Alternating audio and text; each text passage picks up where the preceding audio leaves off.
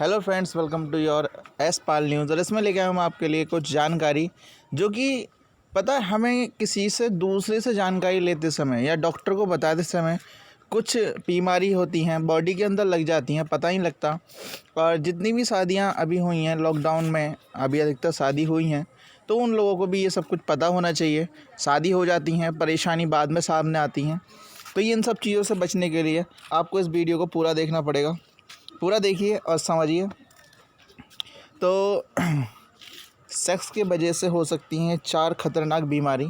और ये 4 खतरनाक बीमारी क्या हैं, क्या उनका स्पष्टीकरण है, वो मैं अच्छी तरीके से मैं आपको बताता हुआ चलूँगा कि यदि हम देखिए कभी भी ऐसा तो होगा, ऐसा नहीं हो सकता कि आप इस कंडीशन में ना पहुँचें कि आपको कभी ना कभी जो है पारंपरिक और अपनी फैमिली को आगे लेके चलना है, फैमिली प्लानिंग करनी पड़ेगी। और फैमिली प्लानिंग करने के लिए हम इन जो बीमारी हैं उन्हें किस तरीके से बचना चाहिए उनसे। तो देखिए ये 4 तरह की जो है नई बीमारी हैं। तो पहला लोगो हमारे सामने आ चुका है। दूसरा देखिए, अब एक दिन दुनिया में नई नई बीमारियां सामने आती हैं और यौन संक्रमण से होने वाली बीमारियां STI कोई अपवाद नहीं है। कोई अपवाद नहीं होता कि अगर आपको कोई बीमारी जनरेट हो जाती है या फिर किसी कारण की वजह से होता है। कभी कभी कुछ होती हैं ऐसी बीमारियां जो आपके सामने आती हैं। तो ऐसी 4 बैक्टीरिया की बीमारियों के बारे में आज आपको बताने जा रहा हूं। वो क्या है जो लोगों के स्वास्थ्य को बड़ा नुकसान पहुंचा सकते हैं। लोगों के स्वास्थ्य में जो है बहुत गिरावट आती है और एकदम से शरीर जो होता है वो एक अलग ही स्टेज पर पहुंच जाता है हल्के हल्के, और व्यक्ति को पता नहीं लगता कि क्या कंडीशन है इसमें। तो देखिए ना, नाइसेरिया मेनिंजाइटिस ये पहली बीमारी हमारी है। तो ये नाइसेरिया मेनिंजाइटिस जो बीमारी है उसे मोनगोगस के नाम से भी जानते हैं। ये बैक्टीरिया दिमाग और रीढ़ की हड्डियों को संक्रमित कर सकता है, लेकिन इससे कई ज़्यादा ये यूरोजेनेटल संक्रमण के लिए जाना जाता है।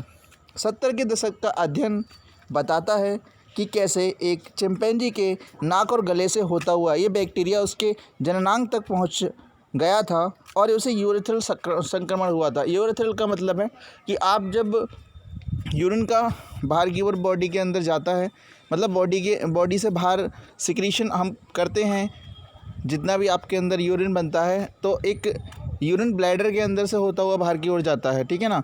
तो उसमें क्या है, वो रोग जो है रीढ़ की हड्डी से होता हुआ कहाँ पहुंच जाता है, उस जननांग तक पहुंच जाता है और बाद में वो प्रॉब्लम्स स्टार्ट हो जाती हैं।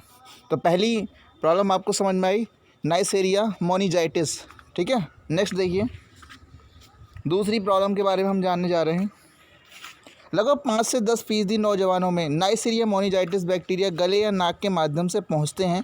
एक अध्ययन के मुताबिक यह संक्रमण एक शख्स से उनके पार्टनर में ओरल सेक्स और अन्य तरह के संपर्क में पहुंच सकता है। कुल 5 तरह के मेनिंजाइटिस दुनिया भर में होने वाले यौन संक्रमण के लिए जिम्मेदार हैं। हालांकि इस बैक्टीरिया के लिए 2 वैक्सीन उपलब्ध हैं जिनकी मदद से बैक्टीरिया के प्रभाव को कम किया जा सकता है। जैसे कि आपको कोरोना संक्रमण इस समय फैल रहा है, तो ये भी जो रोग हैं आपको जो मैं बता रहा हूँ, ठीक है, ये भी जो रोग हैं वो भी आपके कैसे हैं, संक्रमित रोग हैं जो कि संक्रमण से फैलते हैं, ठीक है। अगर आप किसी के भी संपर्क में जाते हैं तब ये ऐसी कंडीशन बन सकती है। और ये कंडीशन मैंने आपको बताई थी, देखो ये ओरल सेक्स और अन्य तरह के संपर्क से ये पहुंच सकते हैं, ठीक है। ये चीज़ आपको ध्यान रखनी है। नेक्स्ट देखिए, तीसरी कंडीशन क्या होगी, माइकोप्लाज्मा जेनेटिलियम क्या होता है। माइक्रोप्लाज्मा जेनेटिलियम, आपने माइक्रोप्लाज्मा के बारे में पढ़ा होगा, प्लाज्मा क्या चीज़ होती है, ऐसी उसी से बना है आपका माइक्रोप्लाज्मा जेनेटिलियम। और माइक्रोप्लाज्मा जेनेटिलियम दुनिया के सबसे सूक्ष्म बैक्टीरिया में से एक है, लेकिन इससे होने वाले सेक्सुअल ट्रांसमिटेड संक्रमण दुनिया में बड़ी परेशानी का कारण बनता जा रहा है। इसे 1980 के दशक में पहचाना गया था। इस बैक्टीरिया ने इस वक्त लगभग 1% से 2% लोगों को संक्रमित किया है। मतलब ये ऐसे रोग हैं जिनके बारे में हम पता भी नहीं होता और हमें कुछ नहीं पता उस समय पे क्या कंडीशन है क्या है, और हमें वो रोग जब हो जाता है तो उसके बारे में पूर्णतः जानकारी भी नहीं होती, ठीक है। तो इस तरह की जानकारी आपको इस चैनल पर मिलती रहेगी, देखते रहा करें, ठीक है।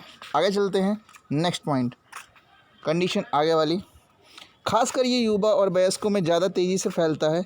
ये बैक्टीरिया महिलाओं की प्रजनन प्रणाली में पैल्विक सूजन का कारण बनता है, जिससे बांझपन, गर्भपात, समय से पहले प्रसव और यहाँ तक कि भ्रूण की मृत्यु तक हो सकती है। इस समय में क्या चीज़ आपको करनी चाहिए वो सब मैं आपको बताने जा रहा हूँ। इस बीमारी में कंडोम का इस्तेमाल इस संक्रमण को पार्टनर तक पहुँचाने से रोक सकता है। शोधकर्ताओं ने एन जेनेलेटियम को रोकने के लिए एंटीबायोटिक दवाएं जो है यहाँ पर बनाई हैं, खासकर एंजिथ्रोमाइसिन और डॉक्सीसाइक्लिन का इस्तेमाल ना करने की सलाह दी जाती है कि इन दवाइयों की सलाह ना दी जानी चाहिए। देखिए नेक्स्ट आपका क्या है, सिगेला फ्लैक्सजेनेरी करके यहाँ पर आपका आता है। इसे सिग्लोसिस के नाम से भी जानते हैं। ये इंसानी मल के प्रत्यक्ष और अप्रत्यक्ष संपर्क में आने से फैलता है।